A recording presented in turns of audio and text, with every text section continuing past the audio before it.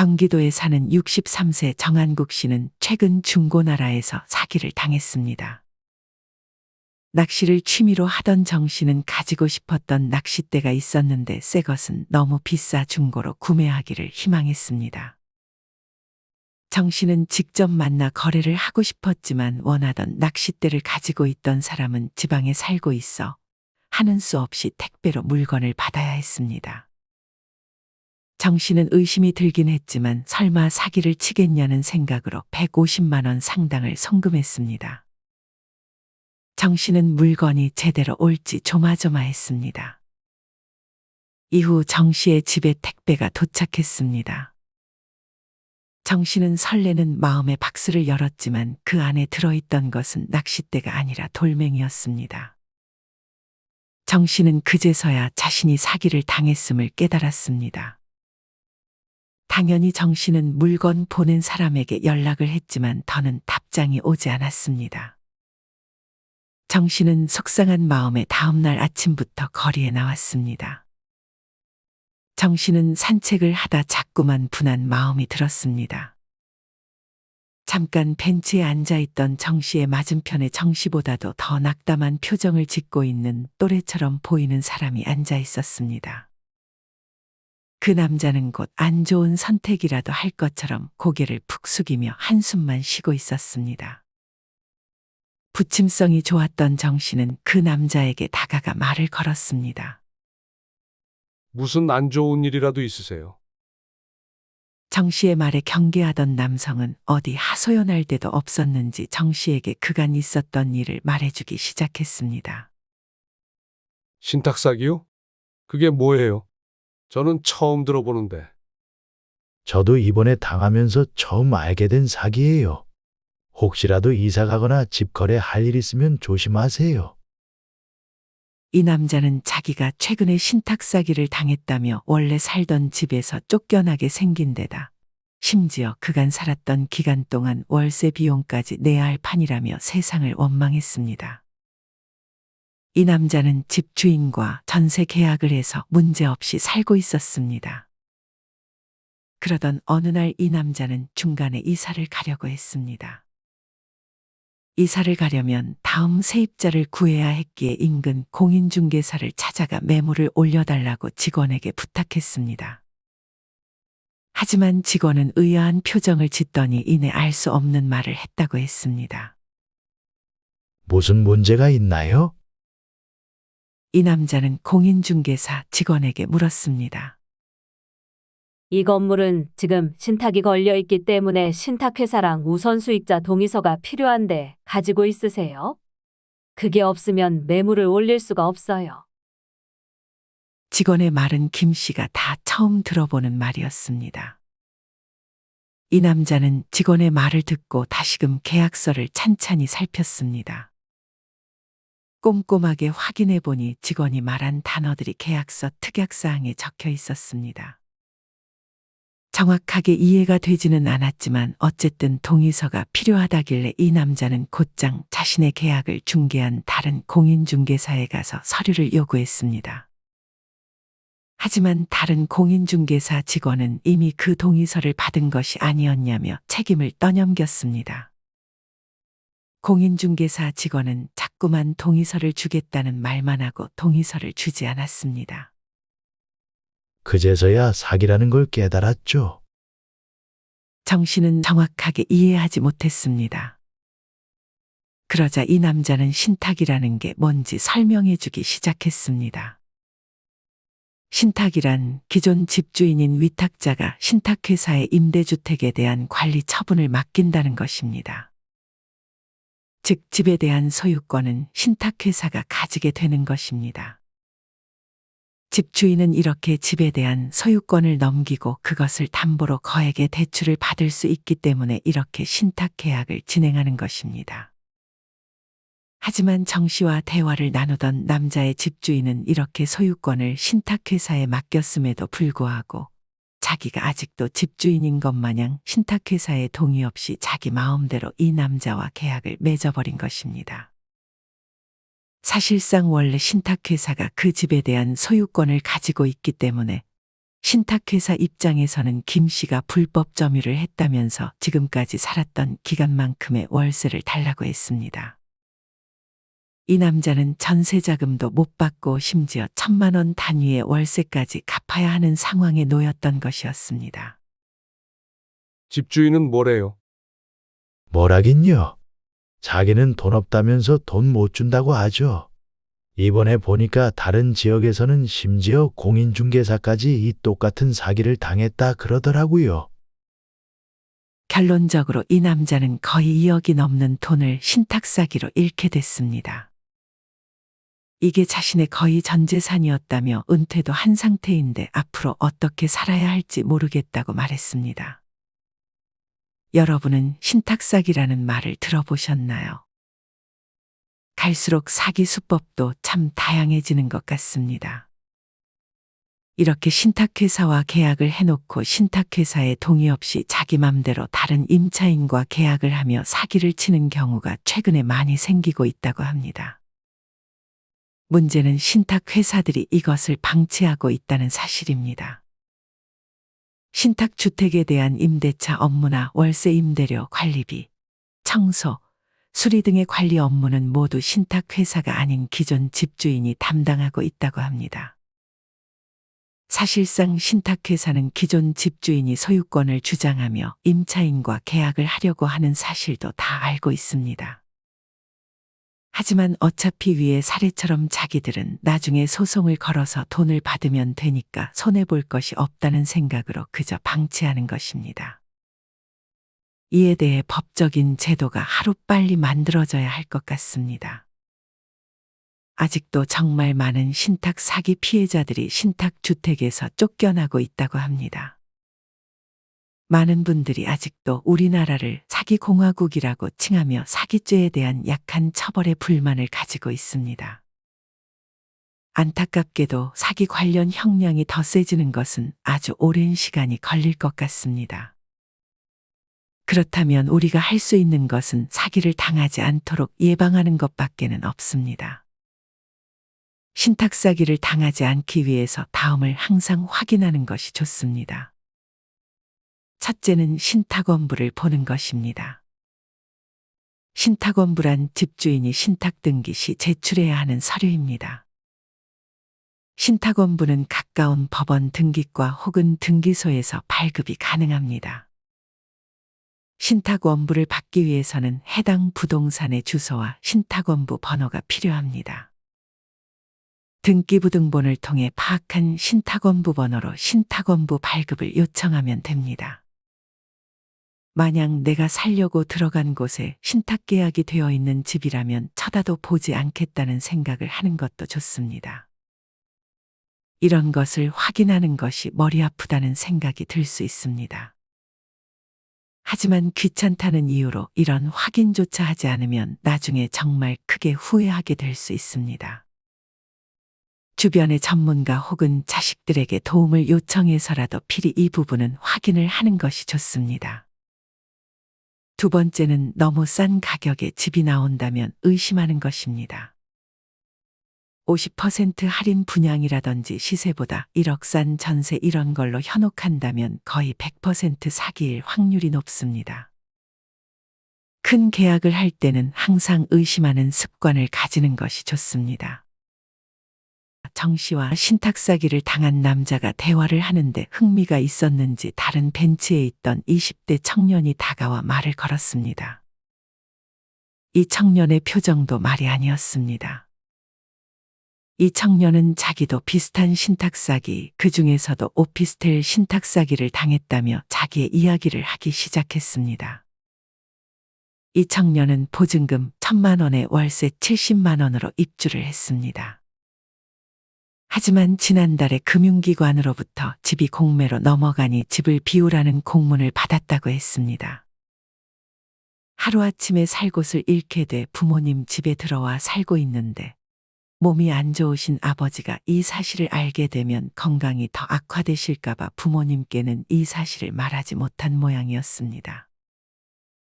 이 청년은 사기꾼들에게 저주를 퍼부었습니다. 정 씨는 안 그래도 돈을 모으기 힘들 텐데 사기까지 당한 이 청년이 참으로 안쓰러웠습니다.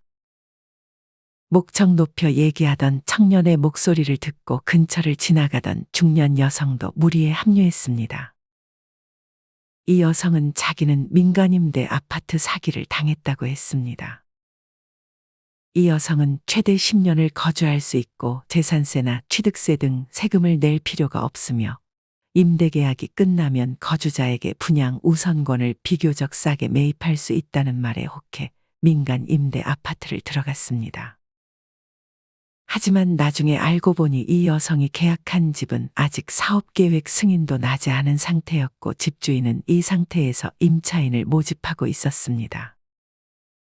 유명 건설사가 떡하니 지원을 해준다고 하니 이 여성은 의심하지 않았습니다. 이 여성이 들어간 집의 소유자는 계약도 없이 그저 유명 건설사 브랜드로 임차인들을 현혹했던 것이었습니다. 게다가 아직 확정되지도 않은 개발 계획으로 임차인들을 유혹했습니다.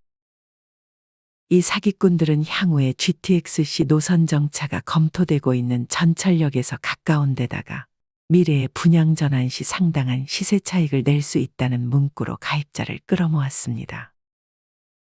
심지어 문구에 최대 3억 원 이상의 시세 차익이 예상된다고 떡하니 보여졌습니다. 하지만 이렇게 공짜로 돈을 벌 수 있는 곳은 정말 그 어디에도 존재하지 않습니다.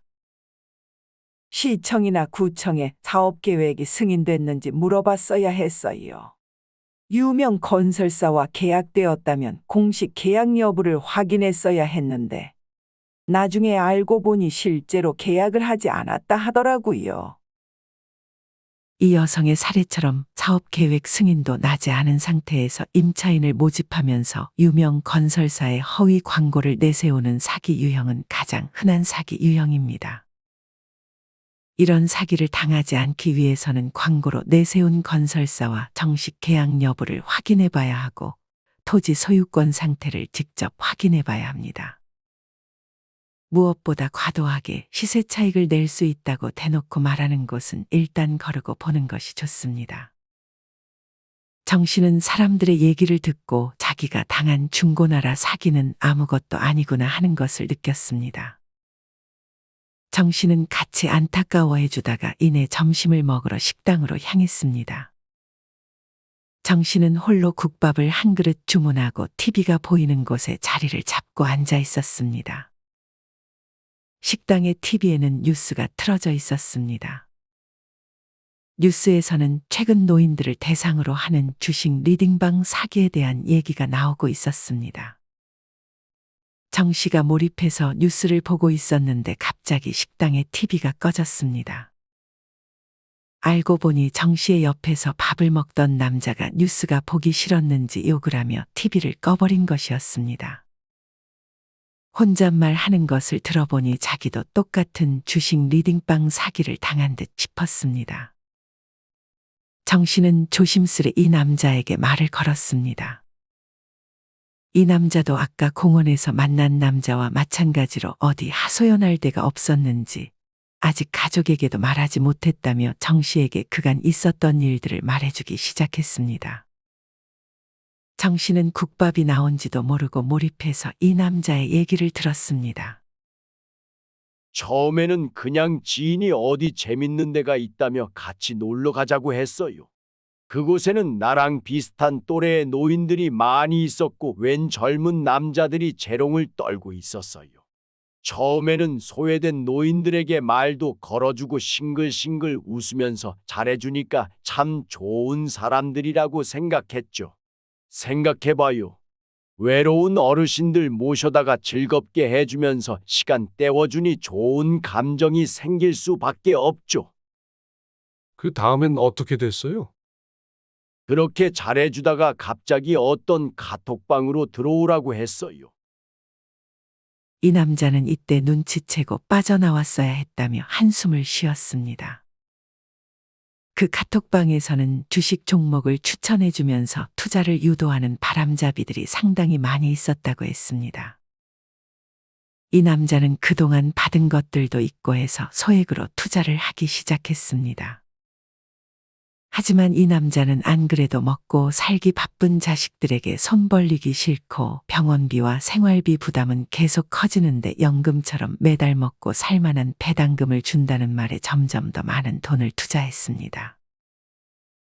혼자 살아 외로웠는데 살갑게 대해주는 게 고맙다는 이유로 그들의 제안을 거절할 수 없었다고 했습니다. 나뿐만이 아니라 많은 노인들이 나랑 똑같은 사기를 당했어요. 피해 노인들 중에는 대기업이나 금융사 임원 출신도 있었고요. 심지어 어떤 사람은 대출까지 받아서 10억 원을 투자해 몽땅 사기당했어요. 그 사람에 비하면 내가 잃은 돈은 돈도 아니에요. 이 남자가 당한 사기는 주식 리딩방 사기였습니다. 심지어 이 남자는 중간에 의심스러운 마음이 생겨 투자금 인출을 요구했더니 살갑던 청년들은 이 남자를 협박하기 시작했습니다.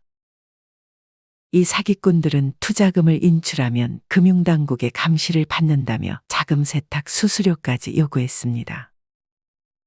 최근에 이런 사이버 사기도 매년 급증하고 있습니다. 경찰청 통계에 잡힌 사이버 사기 피해자 중 60대 이상의 비중은 2019년과 비교해 4배로 급증했다고 합니다. 아무래도 고령일수록 디지털 기술에 대한 이해력과 금융 지식이 부족할 수밖에 없고 100세 시대에 살 날이 더 길어지기 때문에 어떻게든 돈을 좀 더 여유롭게 벌어보고 싶다는 마음에 사기를 쉽게 당할 수 있습니다. 게다가 고령일수록 퇴직금이나 재산 등의 목돈이 많으니 사기꾼들은 이런 고령의 노인들을 노릴 수밖에 없습니다. 식당 주인은 어느샌가 옆으로 다가와 정 씨와 남자의 대화를 듣고 있었습니다. 식당 주인은 자기도 비슷한 사기를 당했다며 소주 한 병을 공짜로 줄 테니 자기 말을 좀 들어달라고 했습니다. 식당 주인은 옛날부터 건설 현장에서 힘들게 일해가며 이남 일녀의 자식을 키웠습니다. 하지만 일을 하다가 그만 다리를 다치는 바람에 장애인 판정을 받았습니다. 안 그래도 식당 주인은 걸음걸이가 편하지 않았는데 그런 힘든 몸으로 어떻게든 돈을 벌어야 한다는 생각에 그렇게 식당을 운영하고 있었습니다. 식당 주인은 일찍이 아내와 이혼을 했고 꽤 오랜 시간 혼자 살며 식당을 운영해오고 있었습니다. 식당 주인은 아까 그 남자와 마찬가지로 자식들에게 손을 벌리지 않고 노후를 준비해야겠다는 생각에 평생 모은 7천만 원을 2에서 3에 나눠서 투자했습니다. 이후 사기꾼들은 곧 수익률을 낮추게 되니 빨리 돈을 대출받아서라도 더 투자하라는 말을 했고 식당 주인은 은행에서 6천만 원을 빌려 또 한 번 투자했습니다. 식당 주인은 일이 끝나고도 불편한 다리를 이끌고 여러 번 코인 사무실을 찾아가 투자를 했습니다. 하지만 1억 3천만 원의 돈을 투자한 지 열흘도 채 지나지 않아 출금 기능이 중단돼 돈을 뺄 수 없는 상태가 되었습니다. 식당 주인은 장사도 잘 되지 않아 휴대폰 요금조차 잘 내지 못하고 있다고 하소연했습니다. 식당 주인이 당한 사기는 코인 다단계 사기였습니다. 주식 리딩방이든 코인 다단계든 이런 사기들의 특징은 디지털 금융을 내세운다는 점입니다. 금융교육을 거의 받지 못하고 디지털 정보를 잘 모르는 노인들에게 신기술을 언급하며 접근하는 것입니다. 처음에는 노인들의 외로움을 이용해 살갑게 다가오고 자기들이 직접 핸드폰에 전용 앱을 깔아주며 투자를 유도하는 방식입니다. 이런 사기를 당하지 않으려면 일단 살갑게 다가오는 사람들은 우선은 경계하는 것이 좋습니다. 그리고 만약 디지털이다, 금융이다, 신기술이다 하면서 소액이라도 돈을 투자하라는 말을 하는 순간 가차없이 그 사람과는 연을 끊어야 합니다. 자기들의 목적만 얻으면 금방 모른 척할 사람들입니다. 어쨌든 사기를 당하지 않는 가장 확실한 방법은 내 돈을 아무것도 모르는 곳에 투자를 하지 않는 것입니다. 월에 얼마를 받을 수 있다는 꼬드김에 절대 넘어가서는 안 됩니다. 아예 모르는 사람뿐 아니라 친분이 있는 사람도 경계해야 합니다. 부산에 사는 73세 고 씨는 단지 친한 사이였다는 이유만으로 투자를 했다고 합니다. 20여 년간 마사지사 일을 하며 번 돈의 대출까지 합친 4억 원을 고씨는 최근에 모두 잃었습니다. 친해지면 거절하기가 사실 좀 힘들지만 친할수록 더더욱 거절을 잘하는 연습을 해야 합니다. 고 씨의 친한 동생은 고 씨의 딸이 서울에서 운영하는 음식점까지 한 달에 한 번씩 찾아가 회식을 열었다고 합니다. 고 씨는 이렇게 받은 것이 있으니 친한 동생의 투자 권유에 넘어가 버릴 수밖에 없었던 것이었습니다. 이는 사기꾼들이 쓰는 흔한 수법 중 하나입니다. 무언가 돈을 써가며 잘해주면서 마음의 짐을 만들어 놓고 나중에 제안을 하면서 거절하기 힘들게 하는 수법입니다. 그런 베품을 아예 받지 않거나 비슷한 정도로만 갚으면 그만이지 무언가를 받았다고 해서 내 목숨과도 같은 돈을 투자하는 것은 정말 미련한 행동이 아닐 수 없습니다. 만약 마음에 짐이 있다면 받은 정도로만 갚으면 되지 절대 투자를 하라거나 하는 꼬드김에 넘어가서는 안 됩니다. 앞서도 말씀드렸지만 아직 법은 이런 사기꾼들에게 너무나도 관대합니다. 그러니 우리는 우리 자신 스스로가 지키는 것 말고는 방법이 없습니다. 정 씨는 밥을 다 먹고 그렇게 식당을 빠져나왔습니다. 정 씨는 밥을 먹고 소화가 안 돼 한참을 걸었습니다. 그러던 중 아파트 앞에서 딸과 다투는 할머니를 봤습니다. 딸은 자기 부모에게 화를 내고 쌍욕을 하며 혼자 자리를 떠났습니다. 그 할머니는 혼자서 서럽게 울고 있었습니다. 정 씨는 조심스럽게 그 할머니에게 다가갔습니다. 할머니는 계단에 힘없이 앉아 자신의 이야기를 들려주기 시작했습니다. 들어보니 이 할머니는 남편과 사별한 후 혼자 살고 있었습니다. 할머니는 남편이 물려주고 간 아파트 2채와 상가 1채를 가지고 있었습니다. 하지만 할머니는 최근 들어 건강이 안 좋아지면서 재산을 관리하는 것에 어려움을 겪고 있었습니다. 그러던 중 딸이 찾아와서 할머니를 돕겠다고 했습니다. 딸은 할머니의 생활을 돕고 병원에도 매번 같이 가주면서 헌신했습니다. 그렇게 돌봐주면서 중간중간 딸은 할머니에게 재산 관리하는 거 힘들지 않냐며 차라리 자기가 그 재산을 대신 관리해주겠다며 할머니를 설득했습니다.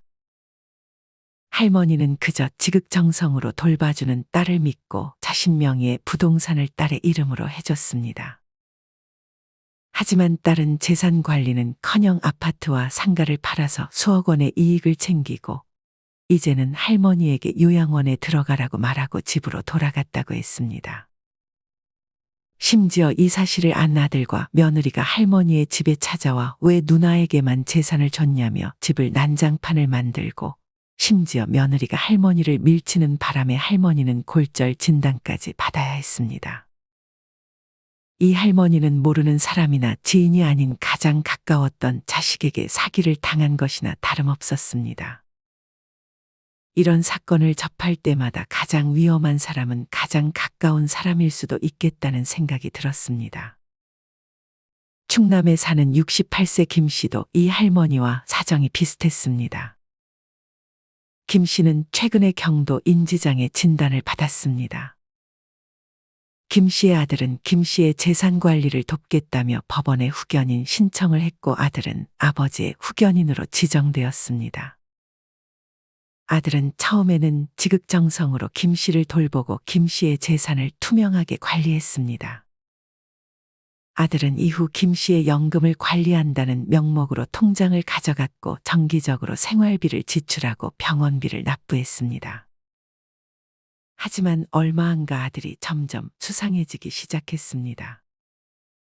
알고 보니 주식 투자로 아들은 큰 손실을 봐 경제적으로 어려움에 처했고 결국 도박에까지 손을 댄 것이었습니다. 도박으로 파산하는 사람들이 그렇듯 소액으로 시작했다가 점점 더 큰 금액을 걸면서 억대의 빚이 생겼습니다. 아들은 자연스럽게 아버지의 연금을 자신의 빚을 갚는 데 무단으로 빼돌려 사용했습니다. 도박과 마찬가지로 아버지의 돈을 조금만 빼서 갚겠다고 생각했지만 나중에는 점점 더 큰 돈을 빼돌려 자신의 빚을 갚는 데 사용했습니다. 결국 아들의 이런 행동은 아버지의 건강검진을 위해 병원을 찾았던 다른 형제에 의해서 발각됐습니다. 정 씨와 얘기를 하고 있었던 할머니는 자식이라 고소를 하지도 못하겠다며 그냥 차라리 요양원에 들어가 자식들과 인연을 끊고 살고 싶다고 말했습니다. 정 씨는 그 어떤 위로의 말을 건네기도 힘들었습니다. 할머니는 자기뿐 아니라 자기 동생도 지금 어려운 상황이라며 동생의 사연에 대해 말해주기 시작했습니다. 할머니의 동생은 중증 장애인이었고 간병인을 두고 있었습니다. 하지만 이 간병인은 자신이 간호하던 할머니의 동생 집에서 오픈 뱅킹 서비스를 이용해 계좌에 있던 9천만 원을 자신의 계좌로 무단 이체했습니다. 할머니의 동생은 이 간병인의 형편을 고려해 가불까지 해주면서 잘해줬는데 돌아온 건 이런 배신이었습니다. 이 간병인은 또 그 돈으로 도박을 해 할머니의 동생은 돈을 돌려받지 못할 위기에 처했다고 했습니다. 말년에 팔자가 꼬였다며 할머니는 눈물을 글썽거렸습니다. 나라도 잘 살면 내가 도와주면 되지만 이젠 그러지도 못하니. 할머니와 할머니의 동생의 사연을 들으며 정 씨는 가장 무서운 건 사람이라는 생각이 들었습니다. 여러분은 오늘의 사연들을 들으며 어떤 생각이 드셨나요? 그저 나와는 거리가 있는 일들로만 느껴지나요? 이런 사기를 당하는 노인들이 생각보다 우리 주변에 정말 많습니다. 다들 이런 사기를 당했다는 사실을 말하면 자기를 바보라고 여길까봐 혼자 끙끙 앓고 숨기고 있는 분들도 많습니다. 대검찰청에 따르면 21세기 노인 대상 재산 범죄는 2017년 5만 7,661건에서 2021년 7만 9,189건으로 5년 새 약 37.5%가 늘었다고 합니다. 지난 4월에는 제주에 사는 78세 강 씨가 요양보호사를 자처하던 60대 남성에게 속아 약 3천만 원을 뺏겼고, 경기도에 사는 한 씨는 지인을 통해 소개받은 다른 지인으로부터 코인에 투자하면 큰 수익을 낼 수 있다는 말에 2천만 원의 사기를 당했습니다. 정순들 이화여대 사회복지학과 교수님은 가까운 사람에게 범죄를 당하고도 소가리에 그치는 노인들이 적지 않다고 말했습니다. 이를 해석하면 아마 통계 자료보다 훨씬 많은 노인분들이 사기를 당했을 것입니다. 이런 사기를 당하지 않으려면 우리가 더 똑똑해지는 방법밖에 없습니다. 요새 사람들이, 노인들이 어떤 사기를 당하는지 잘 파악하는 것이 중요하고 무엇보다 욕심을 버리는 것이 가장 중요합니다.